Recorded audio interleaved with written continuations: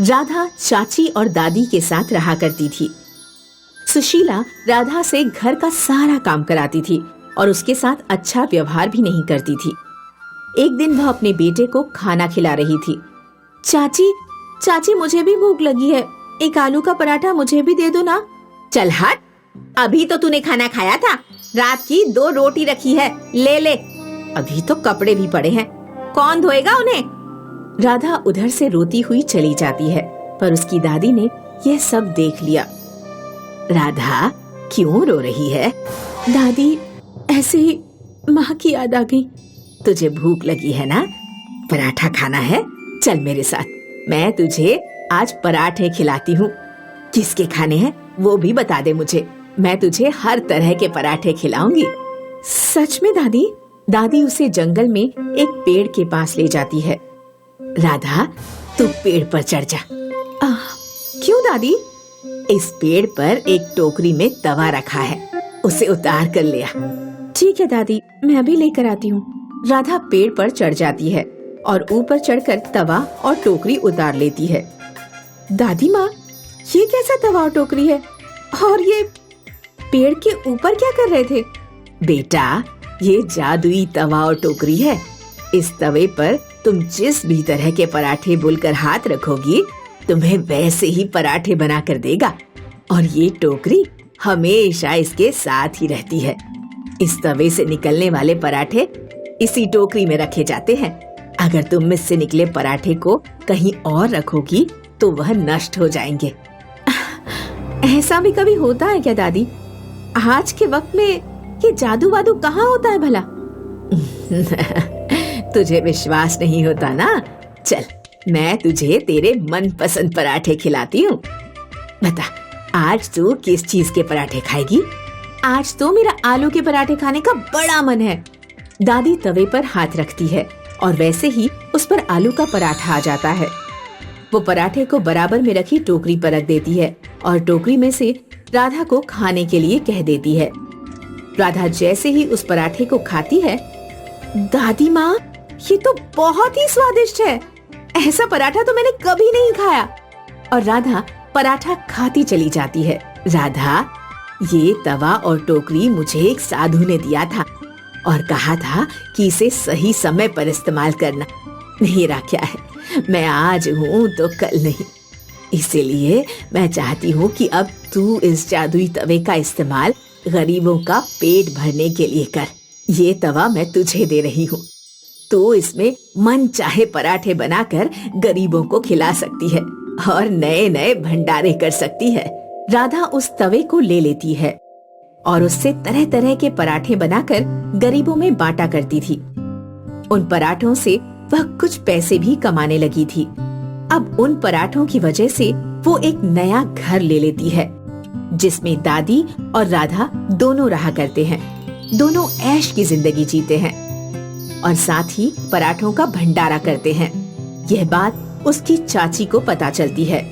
अरे ये क्या, राधा तो अमीर होती जा रही है। आखिर इसके पास इतना पैसा आया कहाँ से? कहीं सासू माँ ने तो इसको कोई गड़ा सोना तो नहीं दे दिया? इसका तो पता लगाना ही पड़ेगा। सुशीला रात को ही राधा के घर की ओर चल देती है और खिड़की से झांकती है तो राधा और दादी उस तवे से पराठे बनाकर टोकरी में डाल रहे होते हैं। अरे ये तो पराठे लगते हैं। यहाँ तो और कई तरह के पराठे भी एक ही तवे पर बन रहे हैं। इसमें ना तो आटे की जरूरत है और ना ही मसाले की। ये तो मेरे बहुत काम आएगा। इससे तो मैं बड़ा व्यापार कर सकती हूँ और रातों रात अमीर भी हो सकती हूँ। मुझे तो ये चुराना ही होगा। जब राधा और दादी सोने के लिए चल देती हैं, पीछे के दरवाजे से आकर तवा उठाकर ले जाती है और घर जाकर वह तवे से कहती है, तवा तवा, मुझे गोभी के पराठे खाने हैं। जैसे ही वह बोलती है तो तवे पर कॉकरोच रेंगने लगते हैं। अरे भाई, मैंने तो गोभी के पराठे मांगे थे, इसने तो मुझे कॉकरोच ही दे दिए। चलो, शायद इसको गोभी के पराठे बनाने नहीं आते होंगे। अब आलू के पराठे मांगती हूँ। तवा तवा, मुझे आलू के पराठे खाने हैं। तवा आलू के पराठे की जगह बहुत सारे अंडे दे देता है। अरे ये है क्या? अंडे तो छूना भी पाप है मेरे लिए। इस तवे पर अंडे कहाँ से आ गए? अब ये तवा मेरी सुन क्यों नहीं रहा है? वह तवे को उठाती है और गुस्से में आकर जमीन पर मार देती है। तभी तवा एक काला धुआं छोड़ता है जो कि उसके चेहरे पर आकर लग जाता है। अरे अरे, ये कालिक मेरे चेहरे पर कैसे आ गई? ये तो झूठ भी नहीं रही है। अब हाय रे, मेरा सुंदर सा चेहरा। अब मैं तो किसी को मुंह दिखाने के लायक भी नहीं रही। नाश जाए तवे तेरा। तूने मुझे कुछ दिया तो नहीं, पर मेरा मुंह और काला कर दिया। तभी तवा एक भाले का रूप ले लेता है और उसकी पिटाई करना शुरू कर देता है। अरे अरे, कोई बचाओ मुझे, कोई बचाओ! अरे इस भाले से कोई बचाओ! अरे भाला रूपी तवा उसके पीछे पीछे चलता है और सुशीला उससे बचने के लिए आगे आगे भागती है और भागती हुई राधा के घर पहुंचती है। माँ जी, राधा, मुझे बचाओ, मुझे इस तवे से बचाओ। अरे मैंने तुम्हारा तवा चुराया था और इसने तो मेरी बुरी हालत कर दी है। मुझे इस तवे से कुछ नहीं चाहिए, बस मेरी जान बचा दो। तभी राधा और दादी आ जाती है और सुशीला उन्हें सारी बात बताती है और उनसे माफी मांगती है। तवा, तुम हमेशा अच्छे कामों में उपयोग में लाए गए हो, तो तुम इसके लिए इतने क्रूर मत बनो और इसे माफ कर दो।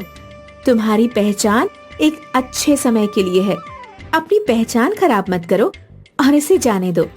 तवा भाले से वापस तवे के रूप में आकर राधा के पास चला जाता है। अब राधा और दादी सभी के खाने का ध्यान रखते हुए जीवन व्यतीत करते हैं। मोहनलाल गांव का संपन्न किसान था, लेकिन पत्नी गायत्री की बीमारी में सभी खेत बिक चुके थे, इसलिए उसने अपने घर के पास पराठे की दुकान खोल ली थी। जल्द ही उसके व्यवहार और स्वादिष्ट पराठे ने कस्बे के लोगों को अपना दीवाना बना दिया था। सुमित्रा और राजू के स्कूल के पास एक पिज्जा की दुकान खुली थी, जिसका प्रचार रेडियो, अखबार और ऑटो पर हैंडबिल व पोस्टर चिपकाकर पूरे जोर शोर से किया गया। भाई, कल हमने पिज्जा खाया। क्या पिज्जा था! मैं और मेरे पिताजी अपनी कार पार्किंग पर पिज्जा ऑर्डर के बाद घंटों इंतजार किए, तब हमें पिज्जा मिला। अच्छा, क्या इतना अच्छा स्वाद है पिज्जा का? और नहीं तो क्या, तुम लोगों को तो घुसने भी नहीं देंगे गार्ड। घुसने क्यों नहीं देगा? अरे वो तुम्हारे पापा की फुटपाथ की पराठे की दुकान थोड़ी है ना, जो कोई भी मुंह उठाकर चला जाएगा। उस दुकान का एक स्टेटस है, बड़े बड़े लोग अपनी गाड़ी लगाकर खड़े रहते हैं, तब जाकर उन्हें पिज्जा खाने को मिलता है, समझ गए? रॉकी की बातें सुनकर सभी हंसने लगते हैं। सुमित्रा को पराठे वाले का मजाक पसंद नहीं आता। राजू जब स्कूल से घर जा रहा होता है तो पिज्जा की दुकान पर लोगों की भीड़ देखकर रुक जाता है। सुमित्रा उसे समझा बुझाकर घर ले आती है। पिताजी, पिताजी, हमें भी पिज्जा खाना है। ठीक है बेटा, खिला दूंगा कभी। अभी गरम गरम आलू के पराठे बनाए हैं, वो खा लो। मुझे नहीं खाना, मुझे नहीं खाना, मुझे तो पिज्जा ही खाना है। देख राजू, पिज्जा बहुत महंगे आते हैं, उतना पैसा हमारे पास नहीं कि तुम्हें पिज्जा दिलवा सकूं, लेकिन वादा करता हूं कि एक दिन तुम्हें पिज्जा जरूर खिलाऊंगा। नहीं पिताजी, मुझे तो कल ही पिज्जा चाहिए। अगर पिज्जा नहीं मिला तो मैं कुछ नहीं खाऊंगा। राजू, जिद मत करो, पिताजी बोल रहे हैं ना कि एक दिन हम लोगों को पिज्जा खिलाने ले जाएंगे। नहीं दीदी, मुझे तो पिज्जा कल ही खाना है। रॉकी भैया ने स्कूल में बताया कि पिज्जा कितना अच्छा होता है। अरे राजू, वो डॉक्टर का बेटा है, उसके पास ढेरों पैसे हैं। चल अब खाना खा। पराठे खाकर बच्चे सो गए, लेकिन मोहनलाल की आंखों से नींद कोसों दूर थी। वह अपनी गरीबी को कोस रहा था कि कितना बेबस है वो, जो अपने बच्चों की मामूली खाने की मांग को भी पूरा नहीं कर सकता। उसकी आंखों में आंसू आ गए। सोचते सोचते न जाने कब उसे नींद आ गई। अगले दिन सुबह बच्चे स्कूल गए। आज भी पूरे स्कूल में पिज्जा की ही चर्चा हो रही थी। दोस्तों, कल मेरा जन्मदिन है और कल मेरी तरफ से कल शाम को सभी को पिज्जा पार्टी है। कल संडे है और स्कूल की भी छुट्टी है। सभी कल शाम में अच्छे अच्छे कपड़े पहन कर आना, ओके? भैया, हम भी आएंगे ना? हमें नहीं बोला आपने? नहीं, तुम लोग वहाँ नहीं जा सकते। वहाँ सभी बड़े बड़े लोग आते हैं, स्टेटस वाले लोग आते हैं। तुम बस पराठे खाओ। चल राजू, इनके पिज्जा से कहीं स्वादिष्ट और अच्छे हमारे पराठे हैं। अरे जा, बंदर को क्या पता कि अदरक का स्वाद क्या होता है। स्कूल के बाहर जो पिज्जा का पोस्टर लगा है ना, उसे ही देखते रहो और पराठे खाओ, समझना कि पिज्जा खा रहे हो।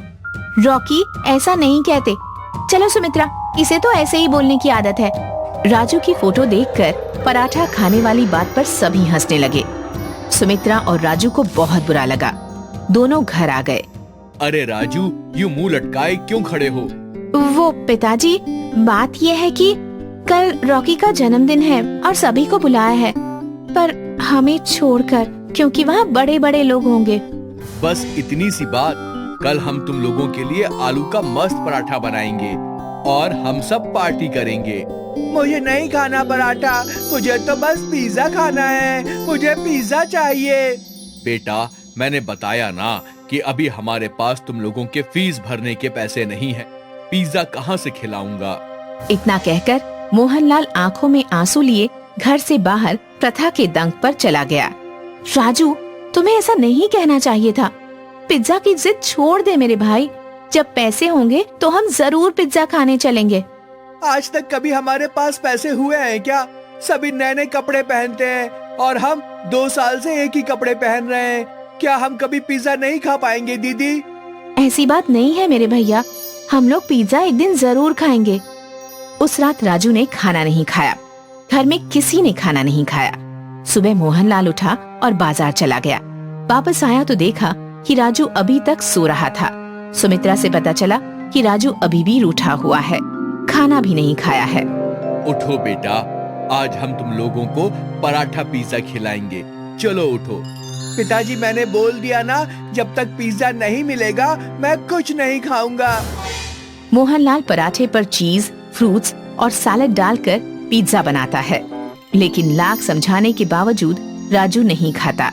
सुमित्रा भी पूरी कोशिश करती है राजू को मनाने की, पर असफल रहती है। आज फिर सभी भूखे ही सो जाते हैं। आधी रात को राजू को जोर से भूख लगती है।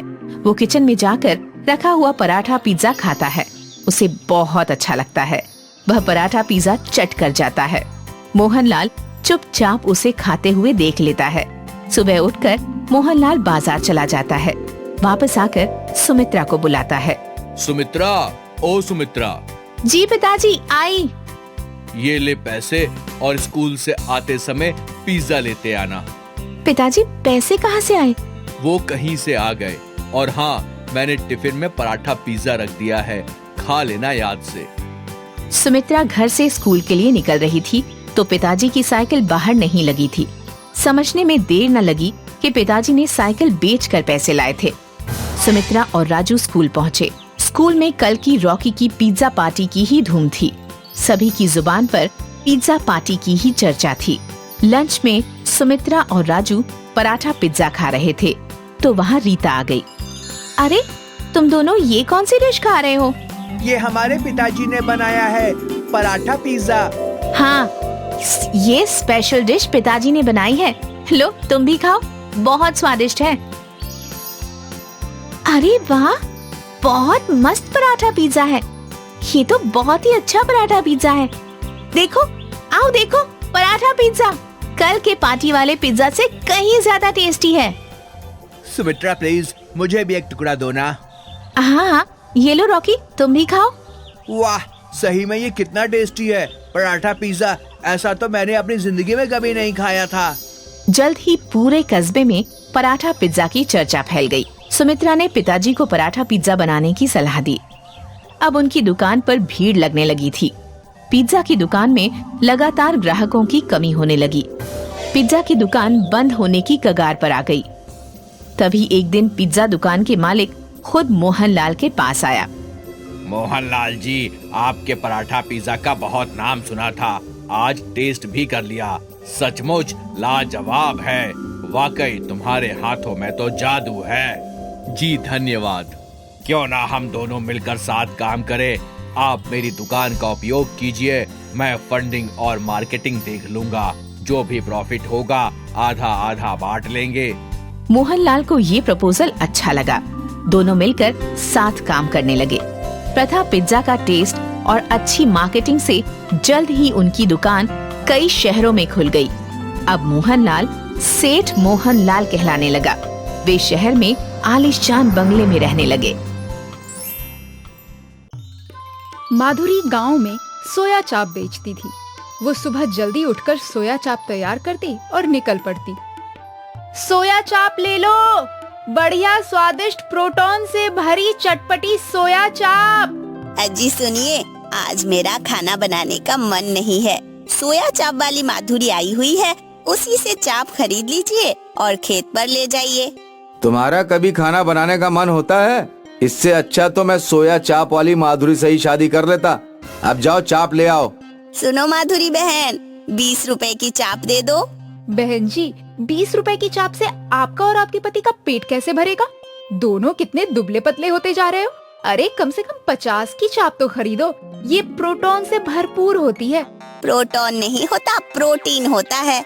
हाँ हाँ, मैं भी वही कह रही हूँ। माधुरी अपने मधुर स्वभाव और मीठी बोली से लोगों के दिल जीत लेती थी। अरे ओ काकी, अब तुम्हारी तबीयत ठीक है या नहीं? हाँ हाँ बिटिया, रामपुर से दवा लेकर आई हूँ, अब थोड़ा सा आराम है। सोया चाप खाओ काकी, प्रोटीन से भरपूर होती है, ताकत देती है। ठीक है बेटी, अब 20 की दे दो। अरे ओ शकरपुर वाली मौसी, तुम्हारी लड़की को क्या हुआ? वो पेट से थी ना? लड़का हुआ है। अरे वाह मौसी, मिठाई खिलाओ इसी बात पे। चल घर चल, फिर मैं तुझे मिठाई खिलाती हूँ। माधुरी शकरपुर वाली मौसी के घर जाती है। मिठाई तो खाती ही है, साथ में चाप भी बेच आती है। इस तरह माधुरी सोया चाप बेचकर अच्छी कमाई कर लेती थी। माधुरी के घर पर उसका बीमार पति और उसकी बेटी थी। आ गई माँ, पिताजी को आज फिर बहुत खांसी आ रही है। अरे उन्हें तो खांसी आती ही रहती है। मेरे फूटे भाग्य थे, तेरे पिताजी से मेरी शादी हुई। शादी के बाद पता चला कि इन्हें इतनी सारी बीमारियां हैं। अगर शादी से पहले ही बता देते तो मैं इनसे शादी ही ना करती। माँ, मेरे लिए 500 दे दो, मैं नया सूट सलवार खरीद लाऊंगी। अभी पिछले हफ्ते ही तो तूने नया सूट खरीदा था, अब फिर से एक नया सूट। मैं ये पैसे तेरी शादी के लिए बचा कर रख रही हूँ और तू है कि दिन पर दिन सूट मांगे जा रही है। सारे पैसे कपड़े में ही उड़ा देगी तो मैं लड़के वाले को दहेज में क्या दूंगी? मुझे परवाह नहीं है दहेज वहेज की, सूट के पैसे दे दो वरना घर छोड़कर चली जाऊंगी। मजबूरी में माधुरी को अपनी बेटी को पैसे देने ही पड़े। काश किसी तरह मैं जल्दी से अमीर हो पाती। गांव में ढाकन नाम का एक सपेरा रहता था। एक दिन जब माधुरी सोया चाप बेचते हुए ढाकन के घर के पास से गुजर रही थी तो उसने देखा कि ढाकन एक सांप के आगे बीन बजा रहा है और सांप सोने के मोती उगल रहा है। माधुरी ने सोचा कि अगर वो सांप उसे मिल जाए तो वो एक झटके में अमीर हो जाएगी। माधुरी ढाकन के घर के अंदर गई। और ढाकन भैया, क्या हाल चाल है? पत्नी बच्चे सब सही से तो है ना? हाँ माधुरी बहन, सब अच्छे। तुम्हें ये सांप कहाँ से मिला जो सोने की मोती दे रहा है? अरे माधुरी बहन, क्या हुआ? अभी कुछ महीनों पहले की बात है, लॉकडाउन लगा हुआ था। मैं शहर जाकर सांप का खेल नहीं दिखा पा रहा था क्योंकि लोग घर से बाहर ही नहीं निकल रहे थे। एक दिन ऐसा भी आया कि मेरे परिवार को भूख से मरने की नौबत आ गई। मैं एक पेड़ के नीचे बैठकर रोने लगा। वहां मुझे एक सांप पड़ा हुआ दिखा। सांप घायल था, शायद उसके ऊपर से कोई वाहन गुजर गया था। मैंने सांप की मरहम पट्टी की और उसे दूध पिलाया। बाद में पता चला कि ये कोई साधारण सांप नहीं है। इसके आगे बीन बजाओ तो ये सोने के मोती देता है। सब भगवान की कृपा है। अगर ये सांप उस दिन ना मिलता तो पता नहीं मेरा और मेरे परिवार का क्या होता। माधुरी वो सांप हासिल करने की तरकीबें सोचने लगी। वो सांपों का व्यापार करने वाले एक आदमी के पास गई। उसने ढाकन के सांप जैसा एक साधारण सांप खरीद लिया। साधारण सांप को उसने अपनी सोया चाप वाली मटकी में रख लिया और सोया चाप बेचने के बहाने एक दिन फिर ढाकन के घर पहुंची। ढाकन भैया, आज मैंने बहुत विशेष सोया चाप बनाया है। गांव में सभी लोगों ने इसका स्वाद चखा है। थोड़ी सी बची है, आप भी ले लो। अच्छा, विशेष चाप बनाई है तो मैं भी जरूर खाऊंगा। जरा मैं अंदर से बर्तन ले आऊं।